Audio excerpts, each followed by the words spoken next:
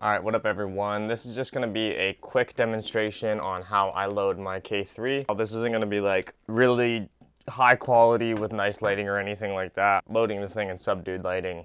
This is what we got. Alright, in order to do this, you're just going to need a couple things. I just have a pair of scissors. I have some tape to tape the camera up afterwards.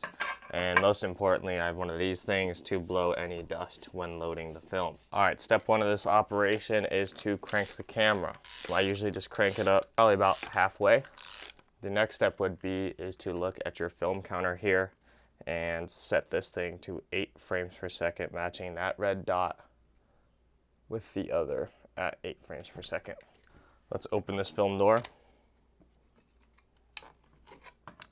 Now inside of here, it might be a little dusty, so I always just make sure to blow out any dust. I'm going to take my take-up spool out right now as well. Just blow out any dust. Make sure you open up inside these guides here. Also remove the pressure plate here. And I'll blow out inside the gate there. Sometimes I'll even lift up the camera here like so. Turn it upside down. Alright, so with that pressure plate here removed, we're now going to open up our film. I always like to keep these things so when I'm done shooting the roll, I can put it back exactly how it was before. What I like to do is spool out probably about that much of slack.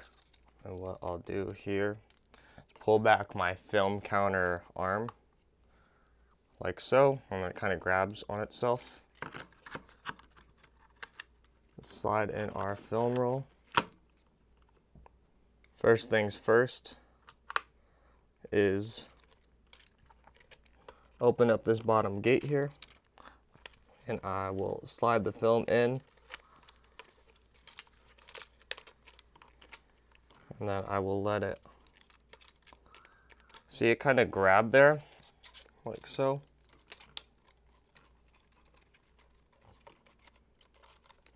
I'll form a loop there at the top, about that big. If you can clearly see that, about that big. Then we will slide the pressure plate back in. Just clean off the pressure plate as much as I can here. Turn the pressure plate like so. Then we will create another loop here at the bottom. Open up these bottom ones right here. Create a loop at the bottom and slide in our film here.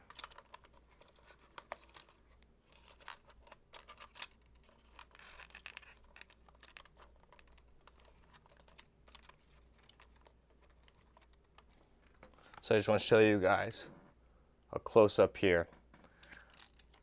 In through here, comes out right above this black piece right here, forms a loop right there. Pressure plate goes in. Then at the bottom here, we're creating a little bit bigger of a loop. Into here, slides up against that black piece at the bottom there. Into here and out. And both of these, when I pull on this, with these closed, the film is engaged on the perforations in the teeth inside of there. And when I pull on the film, it's solid. Same with the top one, it's solid. You can feel it grab. Now what I'm gonna do here is I'm gonna advance my film a little bit so I can have more slack to put it into the take-up spool. And you can see the film is running properly through the camera. Now we're gonna take our take-up spool and I'm gonna just clean this thing off. I've seen people do this where they just clip the corner of the film at the end there. Like so, just creating a point like that. That way it just goes into the take-up spool easier. And I thought it was genius. And it does make it slide into that slot way better. Then we're just going to wrap this take-up spool tightly with the film. Like so. Slide that on there. and close it up. And then once it's on the gear there, I like to just pull it tight like that. Make sure all that film is wrapped up on the take-up spool tightly. Now, with everything closed, pressure plate back in. And right here is a film counter arm. Normally when you close this door, this pin is going to be hit and smashed up against it. But what you can do with that film counter arm is just tap it right here, and that lets the arm press up against your film right there to give you an accurate representation of what's left on your film. So on my film here, I can clearly see my level at 30 there. Now real quick, let's just advance our film and make sure everything's running properly. You don't see any slapping or anything like that with the film, and you just want to make sure everything sounds smooth. Clearly, we can see we did it correctly. All that's left is to clean off the film door. Sorry, I'm doing this off camera, trying to keep the dust away.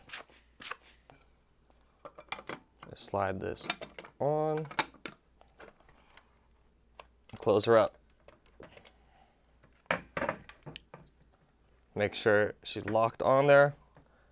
And all there is to do now is to tape the camera. So I'm not going to show you guys on the video because I just don't want to make it too long.